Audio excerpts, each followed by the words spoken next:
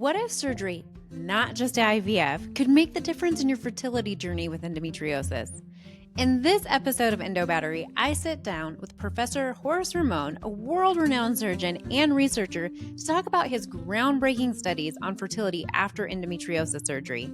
His research showed that nearly half of women with colorectal endometriosis were able to conceive naturally after surgery. And for women who had gone through multiple rounds of IVF, excision surgery gave many of them their first chance at pregnancy. This conversation is about more than numbers. It's about hope, options, and the power of treating endometriosis at its root. Tune in as I sit down with Professor Horace Ramon to go over all his work and so much more. Stick around. Welcome to Endo Battery, where I share my journey with endometriosis and chronic illness while learning and growing along the way. This podcast is not a substitute for medical advice, but a supportive space to provide community and valuable information so you never have to face this journey alone. We embrace a range of perspectives that may not always align with our own, believing that open dialogue helps us grow and gain new tools. Join me as I share stories of strength, resilience, and hope, from personal experiences to expert insights. I'm your host, Alana, and this is Endo Battery, charging our lives when endometriosis drains us. Welcome to Endo Battery. Grab your cup of coffee or your cup of tea and join me at the table. Today, I am so honored to welcome Professor Horace Ramon, a world-renowned surgeon and researcher in the field of endometriosis. Professor Ramon has published some of the most impactful studies we have on fertility outcomes after surgery for deep colorectal endometriosis. His work has changed how we think about the relationship between endometriosis excision surgery and pregnancy rates, especially for patients who have struggled with multiple failed IVF attempts. We're going to explore that today in a way that gives hope, clarity, and practical insights to those navigating this journey. Please help me in welcoming Professor Horace Ramon to the table.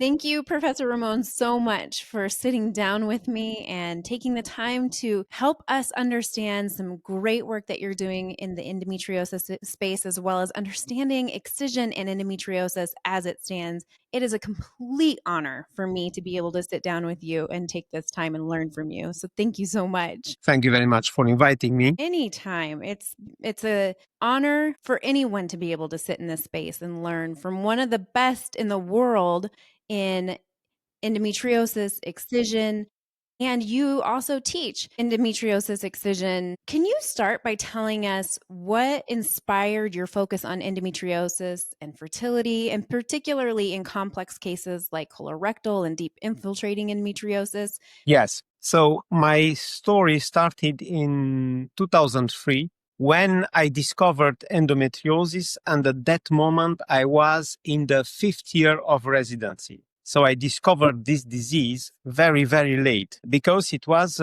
unknown. Very, very few gynecologists were aware about endometriosis at that time. And I had a chance to work with Professor Michel Canis, the past president of the AAGL, and I saw him performing this surgery, and I fell in love with the surgery of endometriosis. Before being gynecologist, I had the training in colorectal surgery and in neurosurgery. So I was 4 years. I had been a resident in neurosurgery. So I was looking for an interesting and exciting and complex surgery in gynecology. And also I was looking for a field where the research is not as developed and where I can bring my contribution to the development of the knowledge. And the endometriosis meets all these criteria. I stated that I will be endometriosis surgeon in 2005. And at that moment, most of my colleagues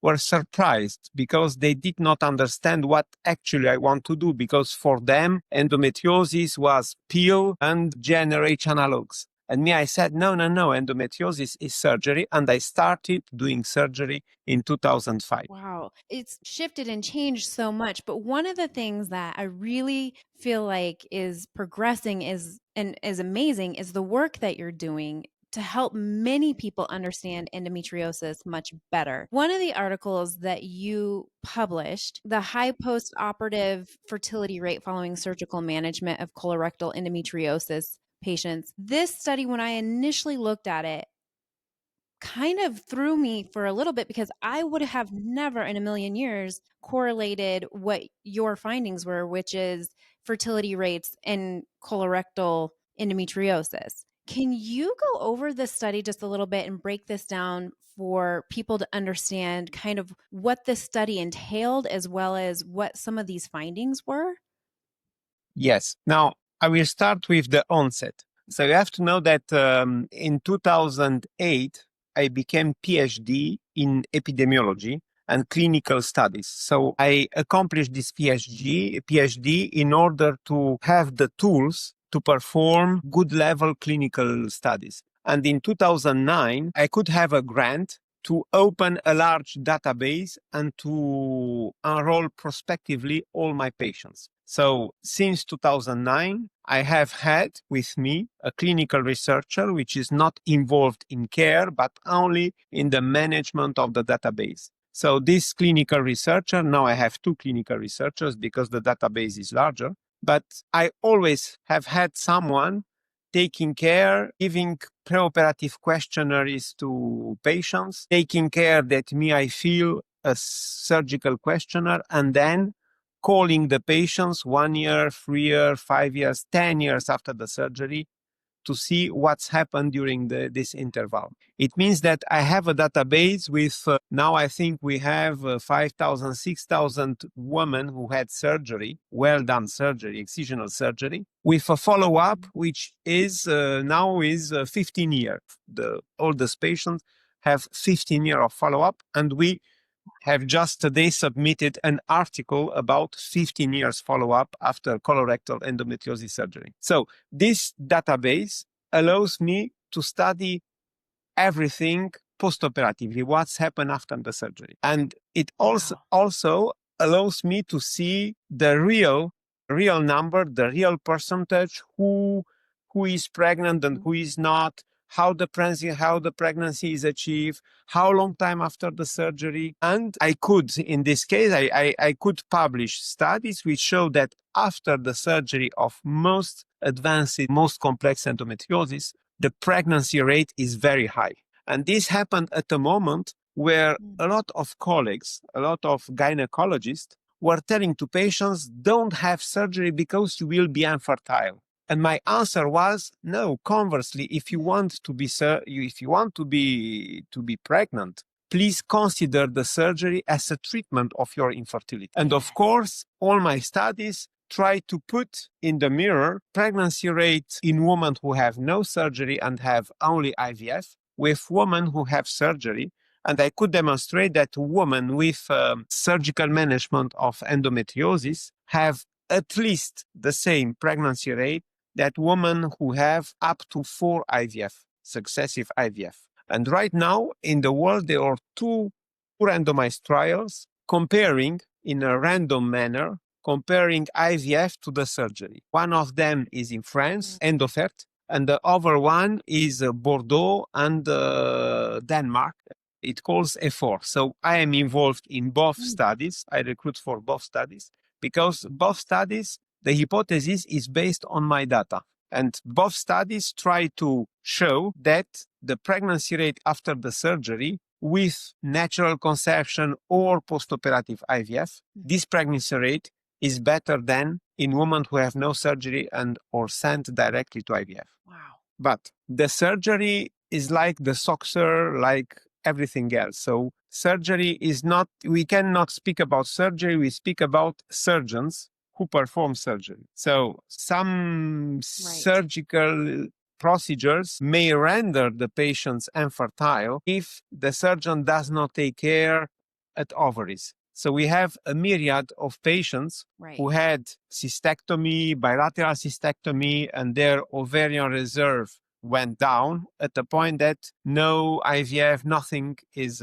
feasible. So the surgery is a very good tool to improve fertility when the surgeon takes care at what he does, particularly on ovaries. Which leads to the question as what qualifies a surgeon to be able to do these? And does this surgeon's skill level indicative of how successful these patients are? Because you're at a master level, whereas not everyone is. Does that change the fertility rate for those patients depending on their surgeon's skill level? Now, the surgery is a manual craft, and I compare the surgery to the soccer. Right. So everybody knows that football players do not play alike. So you have a Messi, a Ronaldo, and Pelé. They are stars, and then there are other guys who play the soccer less and have less results.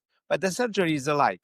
So you cannot, in some cases, you cannot compare the results between several surgeons. That's why all the studies reporting results of the surgery should be read from the first row to the last one, and to see who performed the surgery, who are the surgeons, where is the center. For example, the results in terms of fertility after a surgery done by the team of Marcello Ceccaroni in Negrar Hospital in Italy, which is the biggest endometriosis center in the world, cannot be the same with the results performed in the hospital in a small town, even though in theory there is the same surgery. So it is politically correct to say, yes, we are all at the same level, but in theory there is not.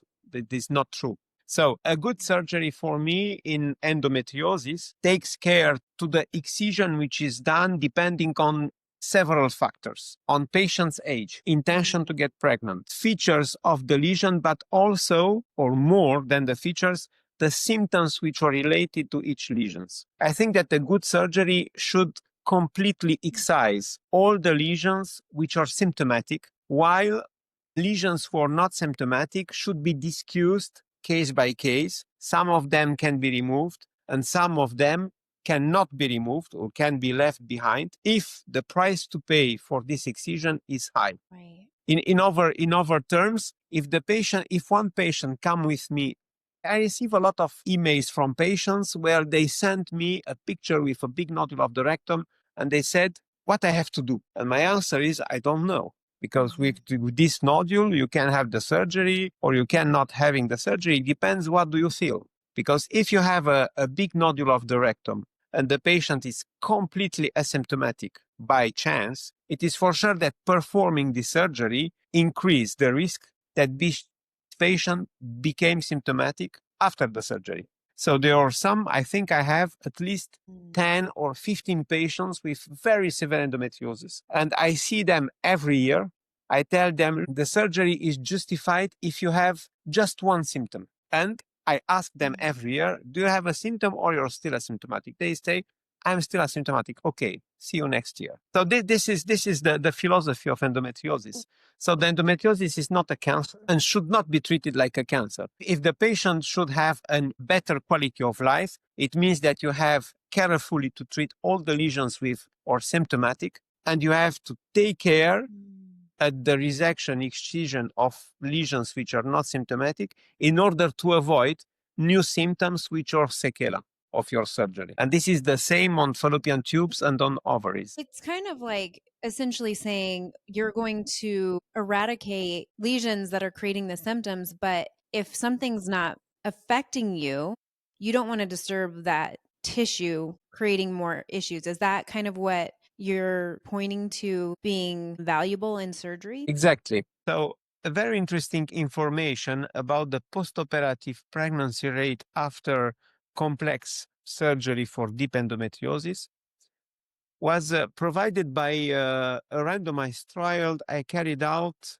14 years ago, from 2011 to 2013. There is the unique randomized trial comparing the conservative to radical surgery for colorectal endometriosis. And the goal, the main endpoint was the bowel function after the surgery. So the goal of the trial was to prove that if we perform disc excision or shaving, you have the same results than those after colorectal resection, maybe with less complications and with the same rate of recurrences. So I enrolled 60 patients, and these 60 patients, I carefully followed them up at 6 months, 1 year, up to 10 years. Wow. So this 60 women, I know them as they were from my family. Yeah. Because I met them so frequently. And 10 years after the surgery, the rate of loss of follow-up is 9%,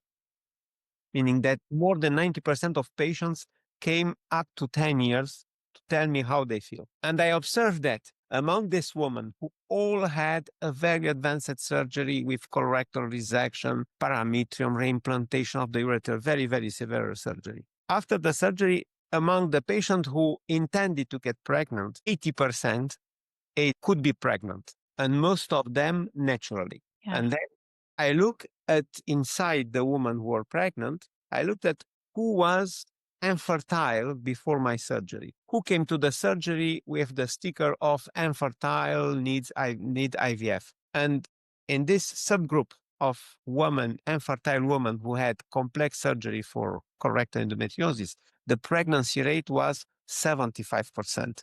Wow. And even in this group, most pregnancies were natural. And for me, this study, with actually no loss of follow-up, with very accurate long-term follow-up, this study proved me that the surgery for complex endometriosis improves the fertility rate.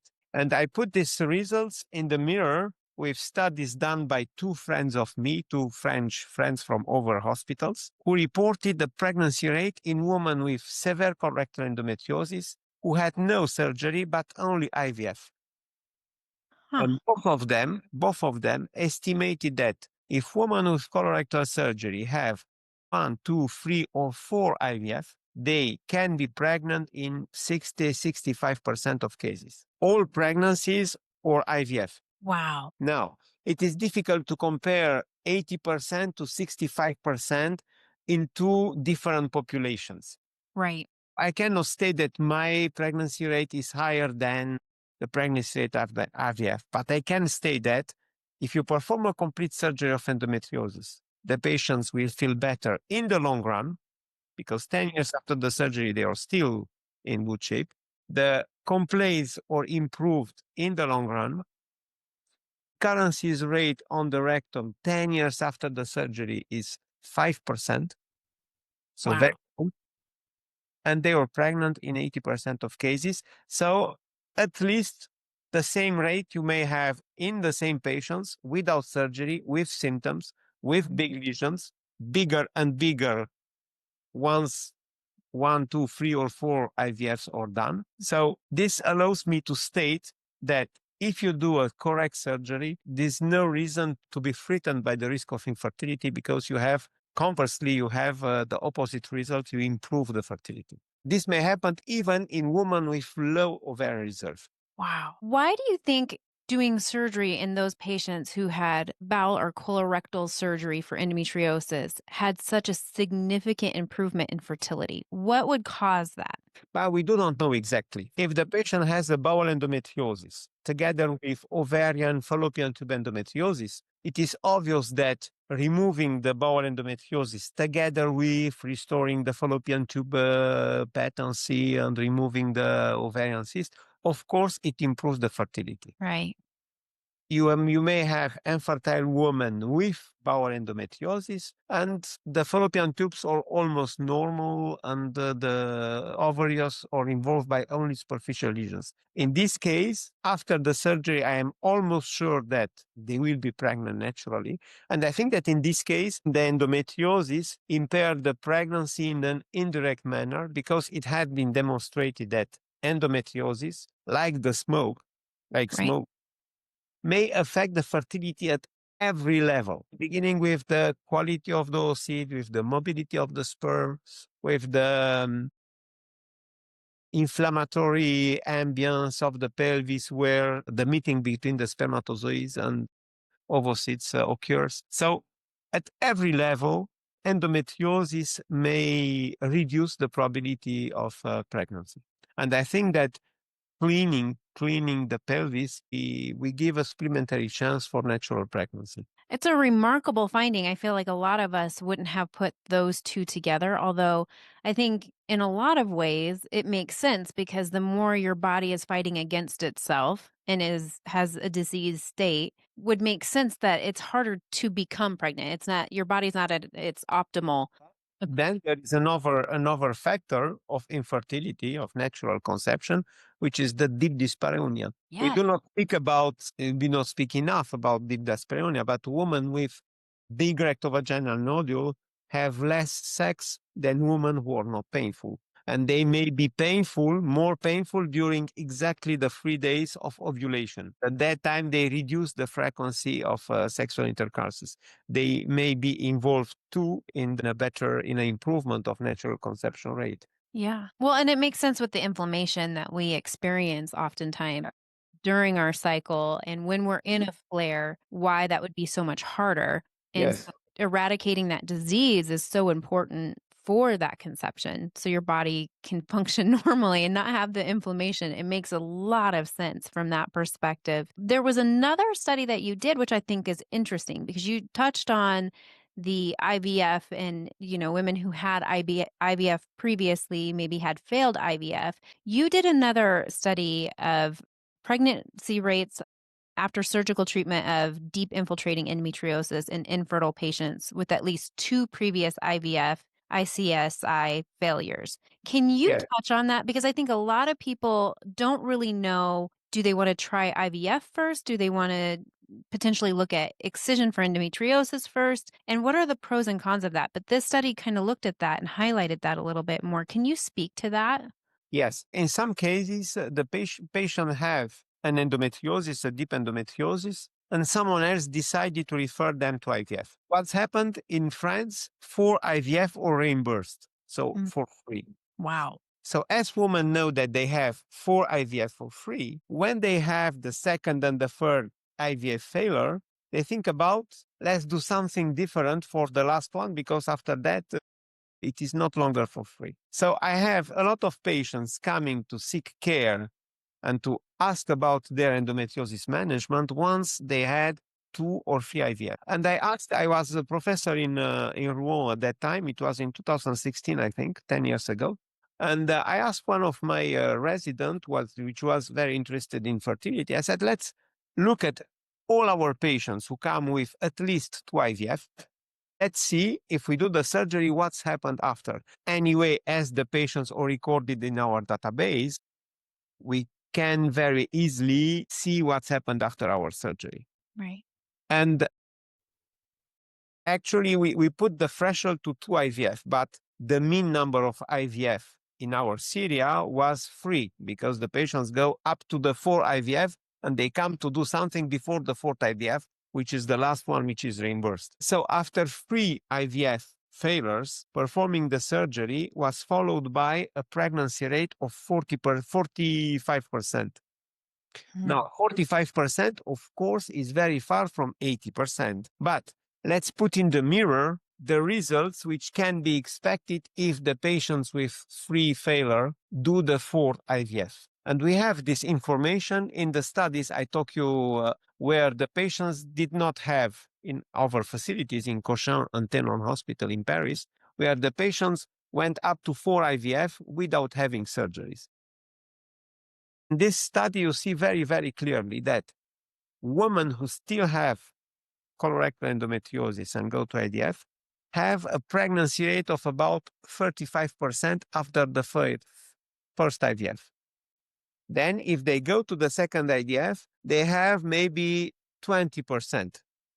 So the step is lower. A third IVF will bring 10% more, while the 4th IVF, almost nothing. Wow. Because if you fail 3 IVF, it means that something happens, something does not work. Right. We should compare our 40%, 45% pregnancy rate, not to 80%, but to 5%, which would have been expected if the patient had had the 4th IVF after 3 failures.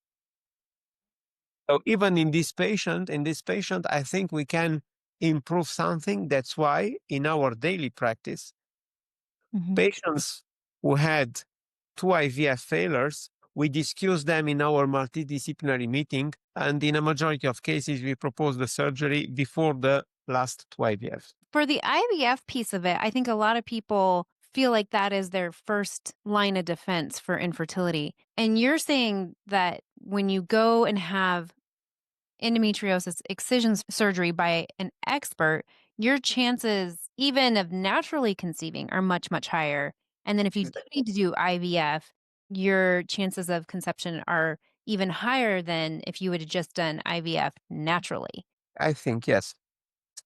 If you have the surgery and then you go to natural conception or to IVF if the fallopian tubes are destroyed, or if you do not achieve natural conception after 1 year, you go to IVF. So all these solutions taken together, 80% of pregnancy rate in my series of patients with actually no loss of follow-up. Wow. That's a huge. But now the situation is more difficult, and this is just a summary. We summarize, but we use every case in our multidisciplinary meeting, because if a woman has come with ovarian reserve which is very, very, very, very low, almost zero, of course you can do whatever you wish. The results will not be satisfactory. They can be pregnant, but the pregnancy rate is much lower. If the husband has a sperm which is completely abnormal, naturally or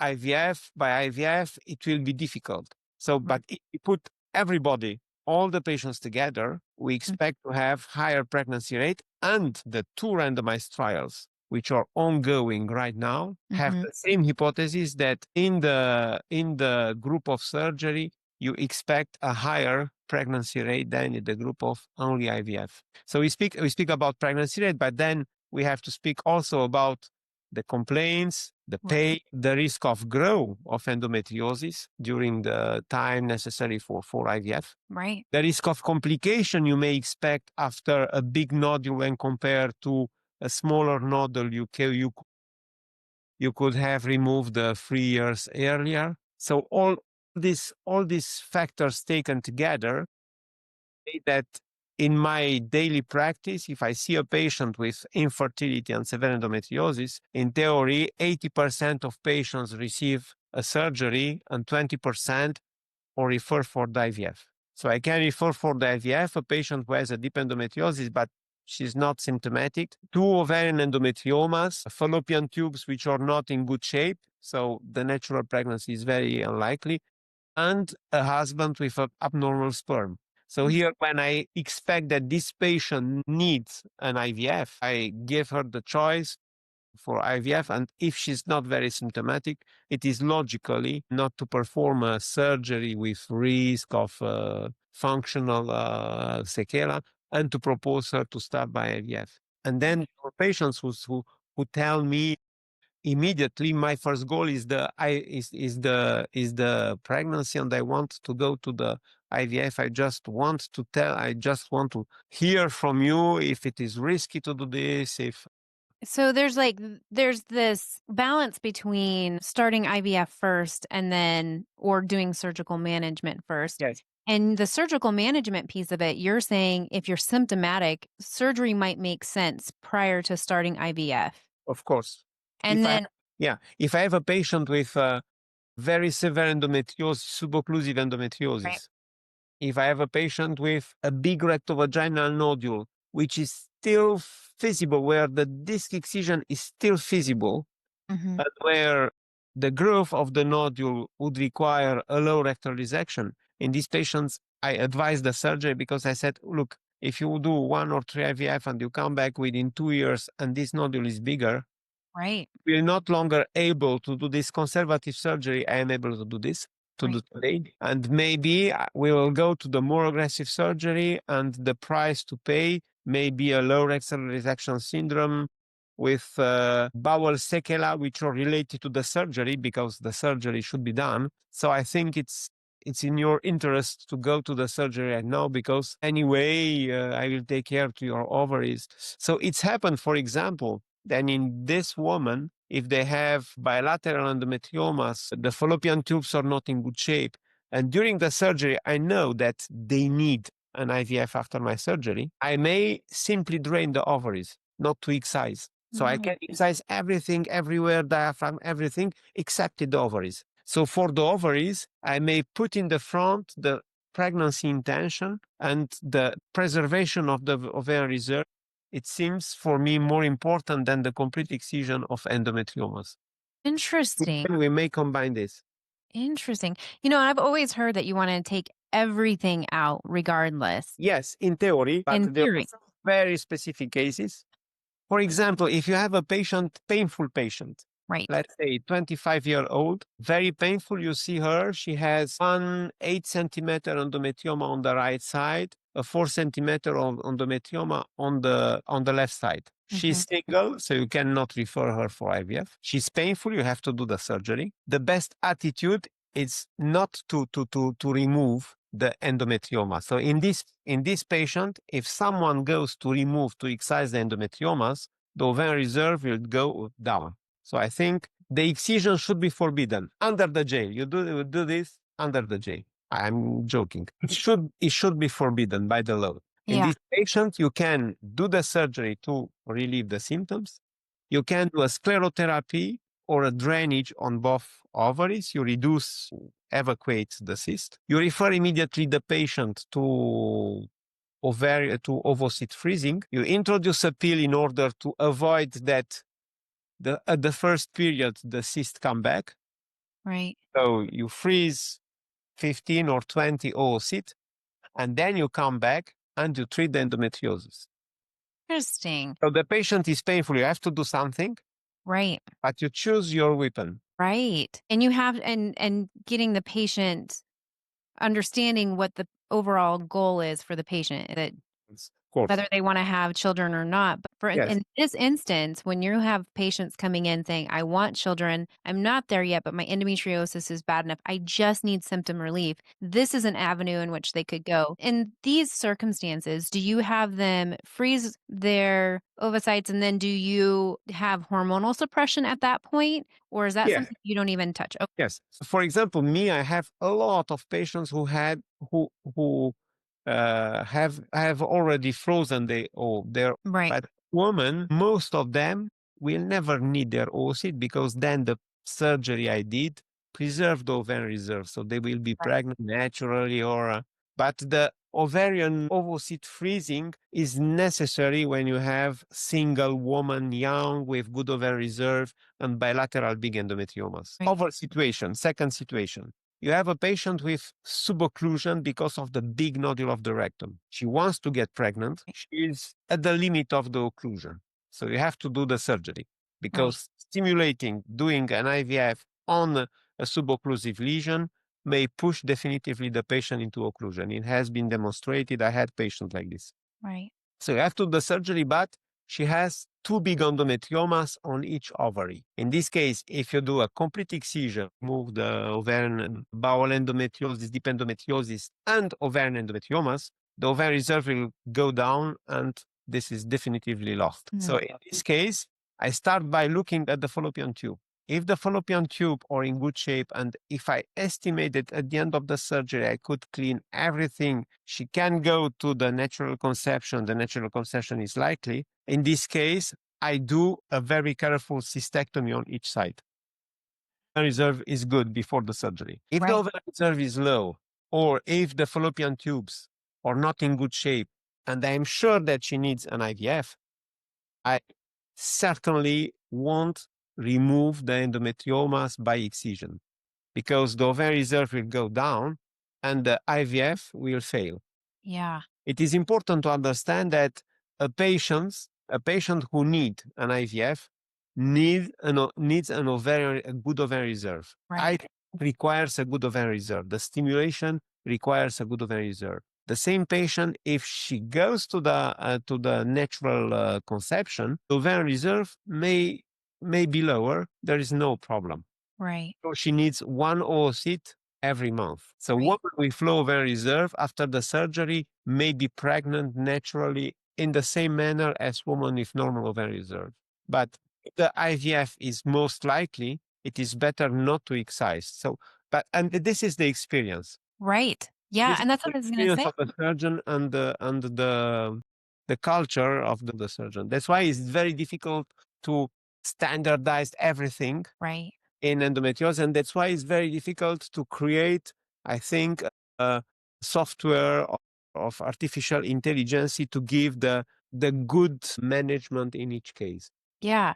Well, that's what I was going to say. I think this is something that not every surgeon would even consider or even know about because it takes years of really integrating yourself, not only on the surgical side of things, but also the academic and research side of things to really, I think, understand probably some of the nuances of fertility and endometriosis. So I think that's probably one of the things that I hear a lot of people talk about is, I went in for this surgery and I still can't get pregnant. But the provider just kinda left it at that. There was no workup as to why, or their approach was a standardized approach because this is what we do. This is all I know. You hear about providers doing excision, but they have a routine of excision. They aren't Yes. personalizing it for each person. And sometimes I have a discussion with colleagues and they said, but we use the guidelines. We applied the guidelines. Yes, of course. But the guidelines are not the Bible or not the Torah or not the Quran or based on the data we have, if we have data. Right. So in this case, unfortunately, the patient falls between two studies, two results, and you have to do with what you feel, with what you smell, and Yeah. this becomes difficult. And that's why I think there are 15 years I Mm. have stated that the endometriosis surgery should be a subspecialty. Yes. Yeah. And, and in 2011, so in 2005, I decided to become endometriosis surgeon. But until 2011, of course, I also did over cancer and sacrocolpopexy. But in 2011, I could afford to stop all over surgeries and I was having enough endometriosis patients to fill in all my program and not to take care about over specialties. And I think that at that moment, I started understanding much deeper everything. Well, for example, in France, but worldwide, there is a discussion about what policy we have to adopt. Should Mm. we create expert centers? Should we, and if we create expert center, where we have to put the threshold?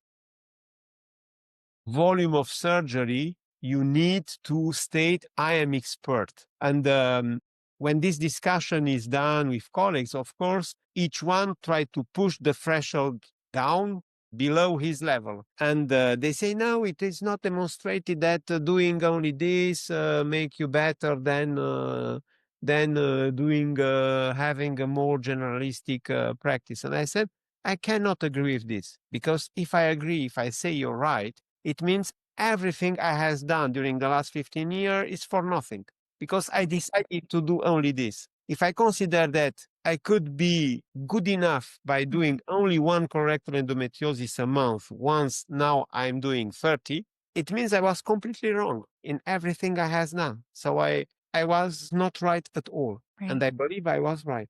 Yeah. I equate this to, had a lot of dental work done a while back. And I think of it like this. And this is the best way that I've been able to explain this to people. Dental, you have your general dentist. They are good for your cleanings. They're good for, just dental maintenance, right? And that's your general GYN or family practitioner. And then if there's something more that needs to be done, say there's an infection or there's something crowding of your teeth, then you go see the orthodontist for the braces, right? So it's a different specialty, although maybe the orthodontist could clean the teeth or, the dentist could, look at the infection. Who knows? But then they say you need to remove a tooth. Well, you have to go to the surgeon. You have to go to the endodontist and you have to so there's so many different steps depending on what you need done when it comes to dental work.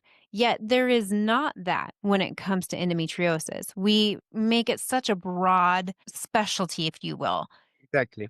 And this was happening 30 years ago in cancer. Right. 20 years ago, it was stated only those who have a volume of cancer surgery are allowed to do this cancer, continue to do cancer surgery. Right. It was very, very difficult to make people to accept they could not be good enough to perform cancer surgery. But in 2 or 3 years, the law should be agreed by everybody. But it was very difficult. Yeah. The problem is that in cancer, if you have worse results, you can see immediately because the survival rate is low. Right. Endometriosis is much more difficult because the patient will not die, they will just be painful. So it is very, very difficult in endometriosis to assess the results of someone. Right. Yeah. And the endometriosis right now, it's a kind of no man land. Yep. And the social media help a lot in Right. spreading the knowledge, in helping the patients to understand that not everybody can do it. But on the other side, created such a confusion because they allowed to surgeon to say, I can do this, I can do this. Because in social media, everybody may seem more beautiful than it really is. Yeah.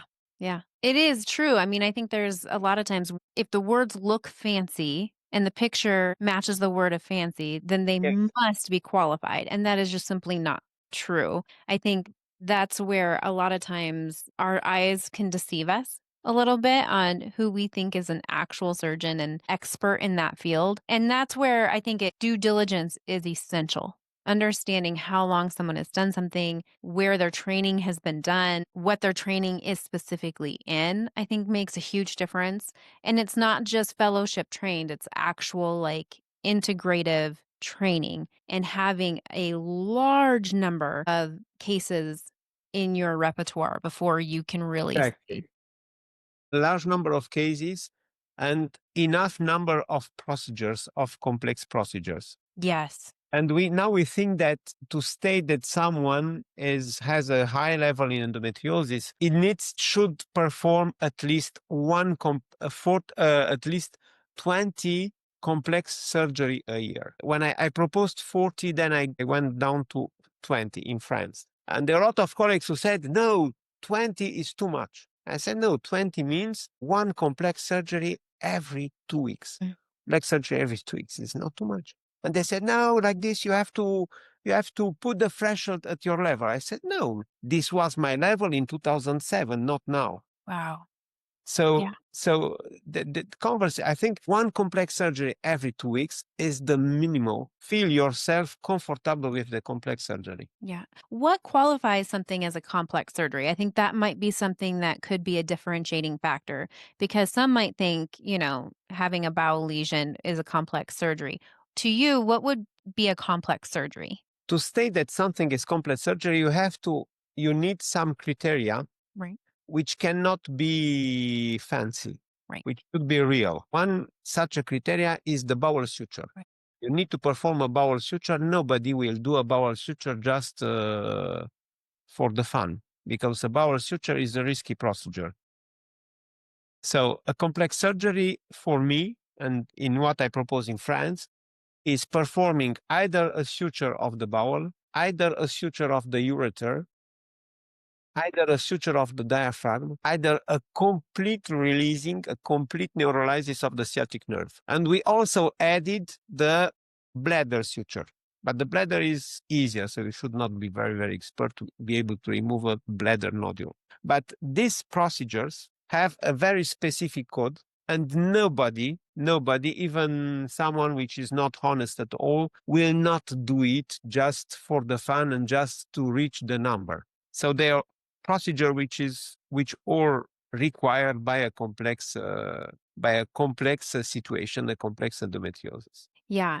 And you definitely want someone that knows what they're doing when they're doing that because it could really damage the outcome of not only longevity and pain relief, but also as we were talking about fertility. And that's why having an expert who understands not only the fertility aspect of it, but also the endometriosis aspect of it is really important to have both. And, to state that your center is a multidisciplinary. Now, it's very interesting because in 2019, we have the visit of the Surgical Review Corporation because we asked to have the certification of Center of Excellence in minimally gynecological surgery, basic gynecological surgery. And we had an inspector who came and see us. And then the end of the day, when she checked everything, a whole day of visit, she said, "This is very funny, but you have only one disease. You take care only about one disease." I said, "Because you are in an endometriosis center." She said, "I have never seen this, but do you think we can create a certification for endometriosis centers?" They said, "Of course. Yeah, we are thinking about this." And we propose her the threshold, taking care not to put them very, very high because the interest is to recruit. That's why, and honestly, now the Surgical Review Corporation certification for complex endometriosis care and the multidisciplinary endometriosis care is based on our center.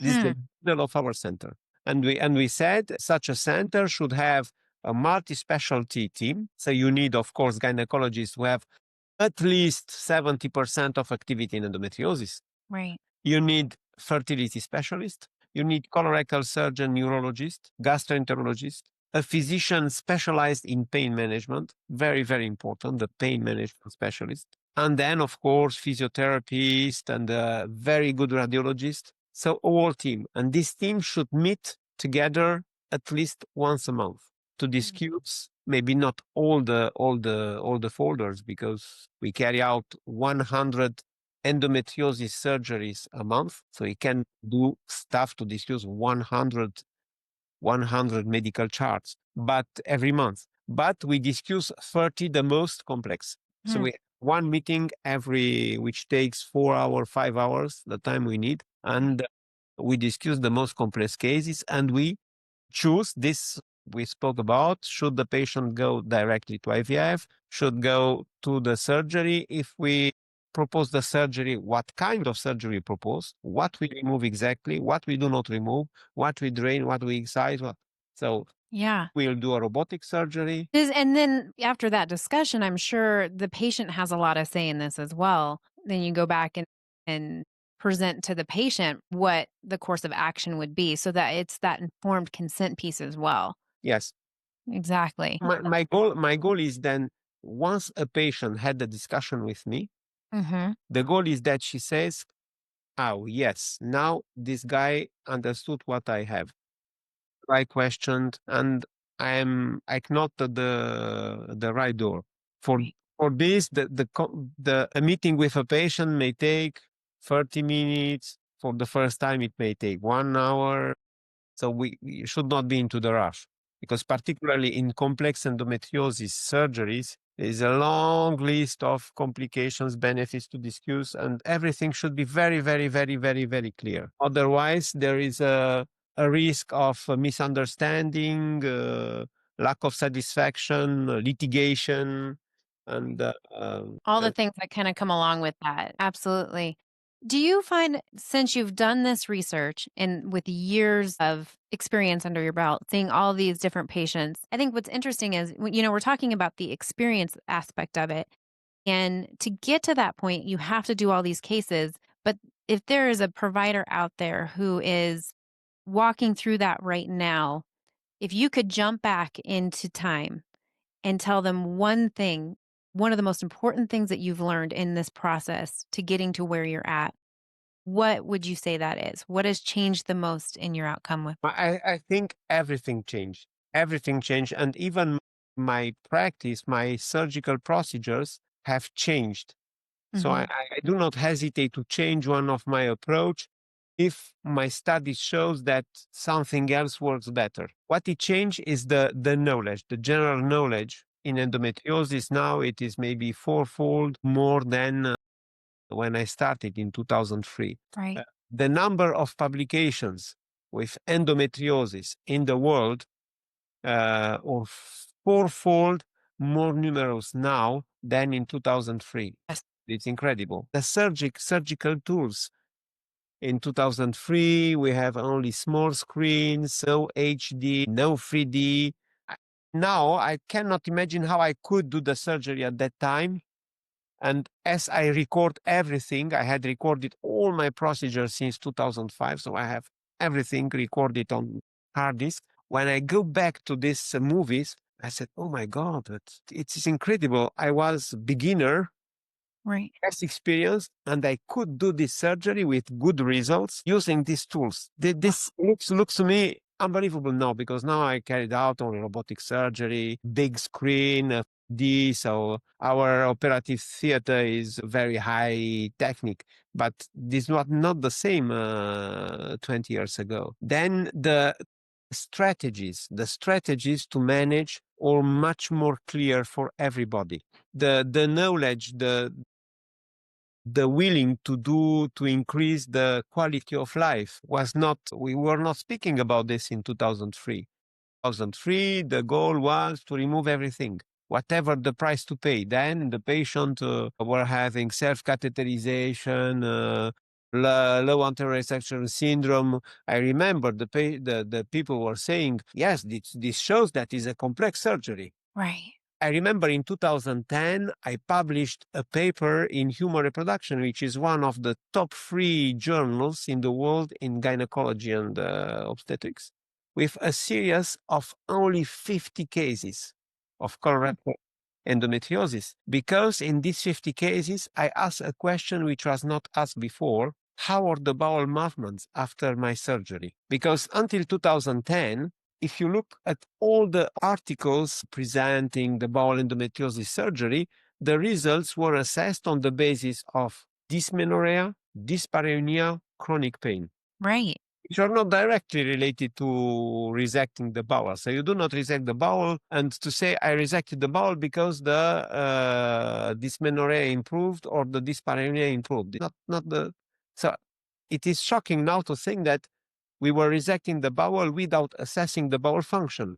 I think that before 2010, only the papers of the team of Marcello Ceccaroni was assessing this function. And then after 2010, quality of life, the function, the low anteriorization syndrome become. So I think the patients who have the surgery in 2025 Mhm. or more fortunate than those who had the surgery in 2000. I look back at my first surgery, which was in 2010, and I think about there was not a lot even spoken about endometriosis back then for my first surgery. And of course, I had ablation because that's all they really knew in the area that I was at. And I didn't know any different. And even looking online, there wasn't a lot of information on endometriosis. So I think, like, looking back at that and seeing how far we've come with social media and seeing how, good, bad, or indifferent, right? Like we've talked about. But I think the awareness aspect of it is gotten so much better. And I do think that we can get there from the surgeon side of it as well, but it's going to take a lot of work and bringing awareness to the fact that not every surgeon is created equal, and we should have a higher standard for our surgeons. And that's what's really tricky too, because access to care is also a big barrier to a lot of people. But the outcomes in what you're saying, the outcome of quality of life, bowel movements, everything in between is significantly better when you have a true expert doing it with and truly multidisciplinary team, not just 2 or 3 extra people on your team, but truly a multidisciplinary approach. What it has always also changed is the teaching. We have continuously fellows from everywhere here in Bordeaux, because we have received more than 400 surgeons from all continents during the last 6 years for training. Right. And I always tell them, you cannot imagine how you're lucky to start the endometriosis surgery now in 2025, because you have a lot of movies, a lot of uh, me, for example, I have a YouTube channel with 1,000 surgical procedure explained for free. Wow. When I started me learning the surgery, I had only one VHS cassette with a surgery done by Michel Canis. And this cassette, I think I saw it 10 times in order to understand each step.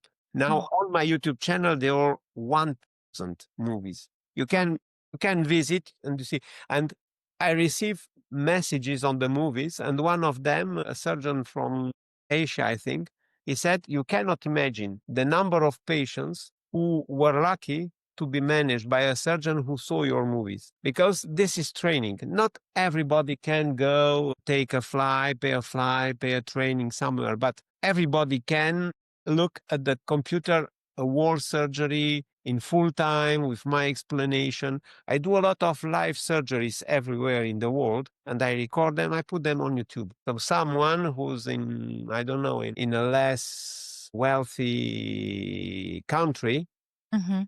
can look this surgery, live surgery, at it has been in the room of the Congress. This is something very new, and that's why I'm sure that the number of good surgeons now in the world is much higher than 20 years ago. And this is the big change. Unfortunately, because on the other hand, I think that the prevalence of endometriosis is increasing. I So would more and more surgeons to treat more and more patients. Yeah. Yeah. And that's probably like a whole nother discussion at some point on the prevalence of it now as opposed to even 20 years ago. Are we just more aware of it or are we seeing more severe disease? Both. I like very much an Italian professor, the Paolo Vercellini. Mm. He's a very clever scientist, and I liked one of the last talk because what he said joined what I was thinking. So the endometriosis is a disease of the modern woman. Why? Mm. Because it is a disease which depends on the number of periods. Women have never had so many periods, ovarian cycles during their life, during the whole history of human being. Interesting. And Vercellini compared women at the end of the 19th century to women today. Yeah. So in 19th century, the women, of course, were living less than now, but they were having the first periods at 16, 15, 16 years. Right. Now we have 10-year, 11-year-old. Yeah. They were pregnant earlier. Mm. Now the age of the first pregnancy is 30 years, dental countries. They were pregnant more frequently, so they were more frequently in amenorrhea related to pregnancies. Now, Occidental women have 1 or 2 children, rarely 3. The breastfeeding was responsible for amenorrhea too, for each child for 2 years on average. While now women go to work and the breastfeeding is very short. So it was estimated that in the 19th century, at the end of the 19th century, so is the time of when Thomas Edison and when the Eiffel Tower was built, at that time the women were having less than 150 ovarian cycles during their life, while now we have 450, 500. Hmm. So only the number of cycles explain why we have more endometriosis, because there is condition to have an endometriosis to have periods and periods and periods. Then we have, of course, we have the pollution, which may impact on our hormonal system. We have a lot of stimulation for infertility because the infertility is going down, so we need more and more. So there is a kind of cocktail of factors which favor the prevalence of endometriosis. Yeah. And also, I would imagine because we are having more cycles, the ovarian reserve as we get older, when we're having kids, a lot of people are having kids older, their ovarian reserve is not nearly as high either because they've had more cycles.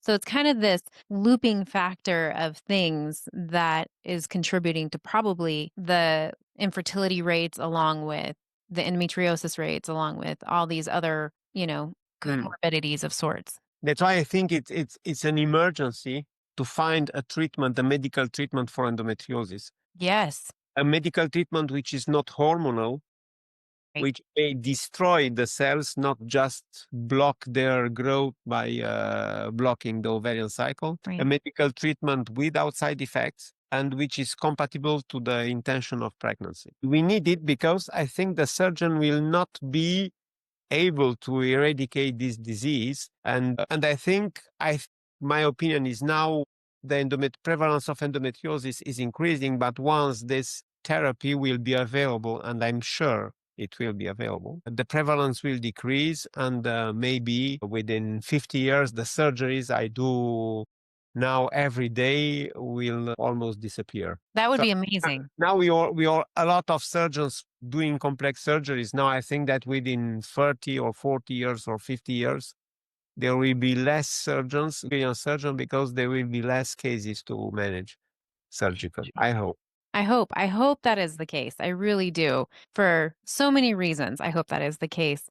For you, what is next for you on the research end of it? Because you've done some amazing work already, but you know there's more to be done. What are you working on next that excites you? So me, I am in epidemiology. So my clinical trials compare treatments, compare surgical strategies, compare results, estimate the results of, assess the results of our medical treatment. But the general research in endometriosis should develop the basic research in order to identify on the cells or endometriosis cells a receptor which may be a target of a new therapy. This should be the future. Unfortunately, I won't be a part of this future because I am not specialized in basic science. So I can only participate, be involved in all clinical trials because we have a high volume of patients. So we always asked to be involved in trials. Right. But I hope as soon as possible that someone may identify a curative treatment medication for endometriosis, which is not hormonal, because the hormones will never cure the endometriosis. They are very helpful. They help us a lot to prevent recurrences after the surgery, but we cannot cure the endometriosis with hormonal treatments. Right. Yes. And that is one of the biggest misconceptions I think a lot of people have, especially again, going back to that knowledge base of just someone that is not an expert. If they're just trained in general GYN, they're not trained adequately to address it. And so I think there's a lot of misconception there, but I do think that narrative is changing, which it does excite me as someone who, was diagnosed when that narrative was very prevalent. And so I'm excited to see how that has changed and how it continues to change because awareness is coming to the surface. And I'm excited also to see how new doctors are coming up and are excited to help patients, not just fall into a system of putting band-aids on these patients. It's becoming less desirable to just clock in and clock out for work and for surgeries, but to truly help these patients who are in a lot of pain and have a desire to grow their family and otherwise. So I'm excited to see that. I'm also really hopeful this work that you've created, I think, brings hope to those patients who have struggled for so long with infertility and understanding why they might be struggling with infertility, and to have that approach of seeing the right provider who can address whether it's beneficial to surgically manage that or what the next steps would be with IVF or otherwise. So, what would you give for those patients who may be hearing this for the first time? They're getting a glimpse of hope in potentially growing their family. What advice would you give them? So my advice would be to look for real, actual specialists in endometriosis, to have long-term follow-up, ask a long-term follow-up, and not just a minute treatment, because unfortunately, in most of cases, the surgery is done and then nothing is done to prevent a recurrence, to prevent that the patients come back with the same disease 10 or 15 years later. Right. So I think that women now have a lot of elements, a lot of possibilities to look for good center, the expert centered. Expert center does not mean centers with a high number of followers on Instagram. I was speaking last week with Marcello Ceccaroni, who's, in my opinion, one of the greatest surgeons of endometriosis in the world. We agreed that we have surgeons hyper specialized in endometriosis and surgeons hyper specialized in Instagram, and it is very important not to confound them. So I think patients can seek for care in centers with high volume of surgery, high volume and good results on not on Instagram, but good results on clinical trials. Yeah. And I think they have to keep in mind that we have a chronic disease, Yeah. which may recur until the menopause, and they have to ask for a long-term management, a strategy until the age of 50. Yeah. Each step should have each therapeutic step should have a look at the age of 50.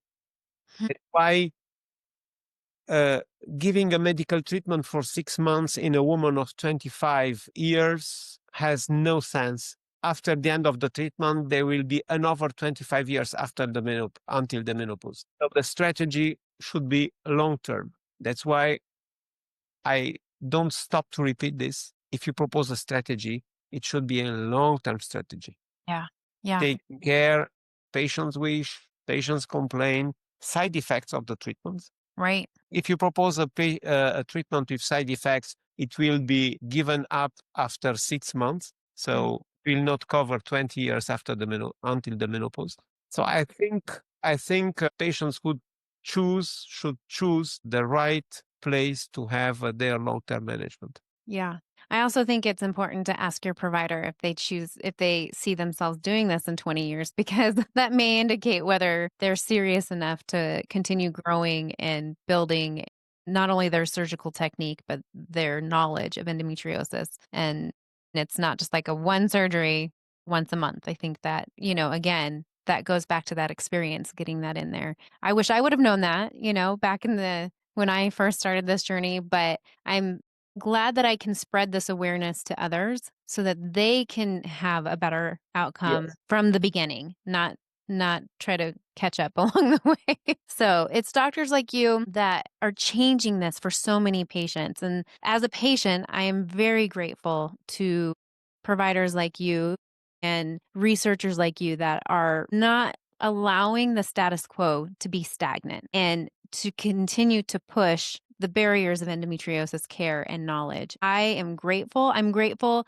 for that for my kids if they end up having endometriosis, so that I have those resources available now. So this is huge for not only future doctors, but for patients. And so thank you for that. Thank you for taking your time to spread the awareness, for the education that you give not only the doctors, but to the patients. It means the world to us to have you in our corner. So thank you so much for doing that. Thank you very much. And I was delighted to exchange with you. Yes.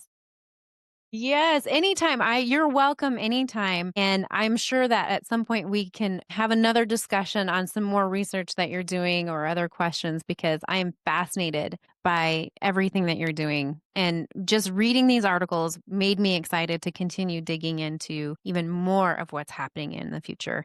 And so I'm just very grateful for you just doing the work that you're doing and for your time. Congratulations for everything you're doing, for Thank you. spreading information, for spreading hope. Because I think the conclusion of our exchange is that patients should be confident. So the endometriosis is not a disaster if we can take care about patients early and do the right strategy very early when they are very young. Honestly, I always spread information which is encouraging, and the results are encouraging. A woman should keep the hope and never give up. Yeah, I agree. I think there is, and we can always make a situation into something better. And that's what I have chosen to do. And I really think that empowers me to continue advocating in my journey, which I love. So thank you so much, Professor Ramon, for taking the time and sitting down with me. I just appreciate you so much. Thank you. Thank you very much. Oh, my heart. Thank you. Until next time, everyone, continue advocating for you and for others.